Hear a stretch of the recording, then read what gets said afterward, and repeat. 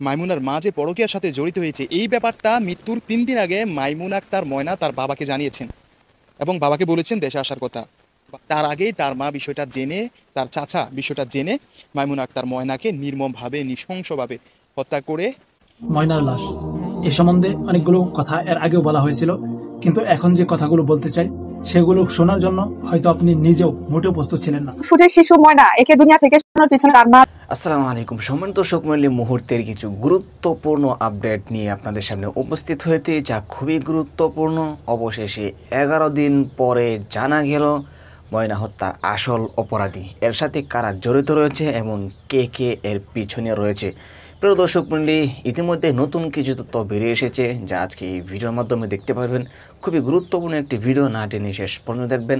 চ্যানেলে নতুন হয়ে থাকলে সাবস্ক্রাইব করে পাশে থাকা বেল আইকনটি অন করে দিন। প্রিয় দর্শক, তাহলে চলুন কথা না বাড়িয়ে একটি লাইক করে দেখতে থাকুন সম্পূর্ণ ভিডিওটি। মাইমুন আক্তার ময়নার বাবা দীর্ঘদিন প্রবাসী এবং মাইমুনার মা যে পরকীয়ার সাথে জড়িত হয়েছে এই ব্যাপারটা মৃত্যুর 3 দিন আগে মাইমুন আক্তার ময়না তার বাবাকে জানিয়েছেন এবং বাবাকে বলেছেন দেশে আসার কথা। বাবা দেশে ফিরে এসেছেন কিন্তু তার মেয়েকে জীবিত পাননি। তার আগেই তার মা বিষয়টা জেনে, তার চাচা বিষয়টা জেনে মাইমুন আক্তার ময়নাকে নির্মমভাবে নৃশংসভাবে হত্যা করে। সুপ্রিয় দর্শক, স্বাগতম জানাচ্ছি আপনাদের সবাইকে নতুন আরেকটি ভিডিওতে। দর্শক, অবশেষে আমার কথাই সত্যি হয়েছে। আপনারা যদি দেখে থাকেন আমার আগের ভিডিওগুলো অথবা এখন দেখে নিতে পারেন। আগের ভিডিওগুলোতেই আমি বলেছি যে এখানে মাইমুনা আক্তার ময়নার মায়ের অনেক বড় ভূমিকা রয়েছে মাইমুনা হত্যার।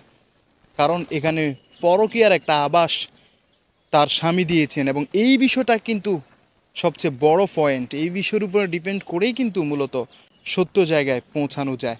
মাইমুন আক্তার ময়নার বাবা দীর্ঘদিন প্রবাসী এবং মাইমুনার মা যে পরকীয়ার সাথে জড়িত হয়েছে এই ব্যাপারটা মৃত্যুর 3 দিন আগে মাইমুন আক্তার ময়না তার বাবাকে জানিয়েছেন এবং বাবাকে বলেছেন দেশে আসার কথা। বাবা দেশে ফিরে এসেছেন কিন্তু তার মেয়েকে জীবিত পাননি। তার আগেই তার মা বিষয়টা জেনে, তার চাচা বিষয়টা জেনে মাইমুন আক্তার ময়নাকে নির্মমভাবে নৃশংসভাবে হত্যা করে, যেভাবে হোক সিস্টেম করে, কারণ যে খুন করতে পারে তার কাছে বুদ্ধির অভাব নেই, যেভাবে হোক বুদ্ধি করে মসজিদে রেখে এসে ইমাম সাহেবকে ফাঁসিয়ে দিয়েছেন এবং ইমাম এবং মুয়াজ্জিন উভয়জনকেই ফাঁসিয়ে দিয়েছেন। আপনারা সোশ্যাল মিডিয়া কিংবা ফেসবুকে, ইউটিউবে, অন্যান্য সোশ্যাল মিডিয়া আপনারা দেখবেন যে এই বিষয়টাই মূলত সঠিক একটা বিষয়। প্রথমে আমি বলেছি যে মাইমুনার মার পরকীয়ার কথাটা যখন উঠে এসেছে তখনই তার কান্নাটা আমার মায়া কান্না মনে হয়েছে, কারণ তার কান্নায় একবারও তার চোখের ফানি দেখা যায়নি।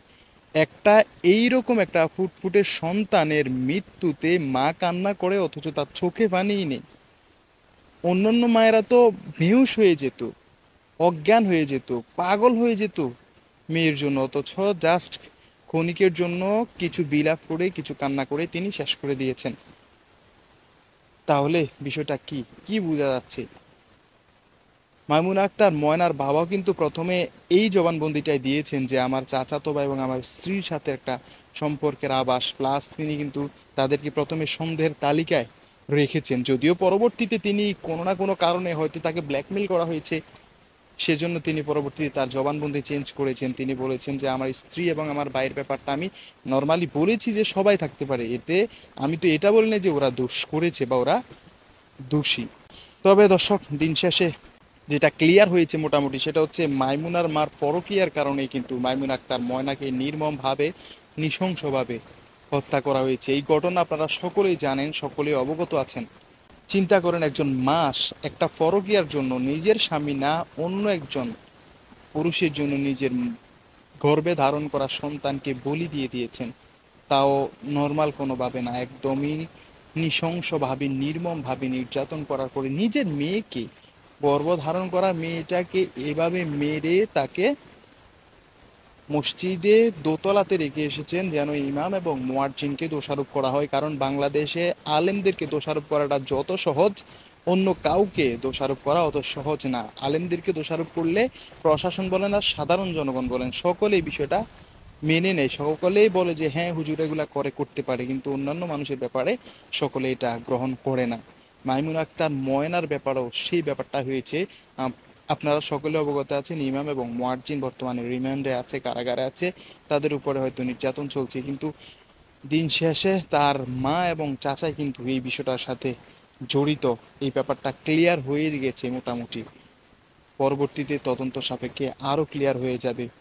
একবার চিন্তা করে না, নিজের গর্ভে ধারণ করা সন্তানটাকেও পরকীয়ার জেরে খুন করেছে, তাহলে সে কি পেয়েছে? তার সংসারটাও নষ্ট হয়েছে, তার নিজের মেয়েটাকে সে নিজের হাতে শেষ করে দিয়েছেন। কি নৃশংস পৃথিবী, কি নির্মম দুনিয়া হয়ে গেছে, বিশেষ করে বাংলাদেশের বর্তমান পরিস্থিতি। দর্শক, মাইমুন আক্তার ময়নার মায়ের ব্যাপারে আপনার মন্তব্য কি? অবশ্যই কমেন্টস করে জানিয়ে দিবেন। তো দর্শক মণ্ডলী, আশা করি সম্পূর্ণ ভিডিও দেখে আসলেন। ভিডিওতে যে বিষয়গুলো দেখলেন, যে কথাগুলো শুনলেন, ময়নার বিষয়টি নিয়ে যে কথাবার্তা শুনলেন, আসলে এই বিষয়টি নিয়ে কতটুক গুরুত্ব দেওয়া উচিত, তাদেরকে ধরে আসল অপরাধীকে কতটুক শাস্তি দেওয়া উচিত, প্রকৃত আসামিকে, আপনাদের কি মনে হয় এই বিষয়টি নিয়ে? অবশ্যই আপনাদের মতামতগুলো কমেন্টে জানাতে বলবেন না, এমনকি ভিডিওটি শেয়ার করে সকলকে দেখার সুযোগ করে দেবেন। তো আজকের মতো এখানেই শেষ করছি, আবারও দেখা হচ্ছে অন্য ভিডিওতে। সেই পর্যন্ত সকলে ভালো থাকুন, সুস্থ থাকুন। আসসালামু আলাইকুম।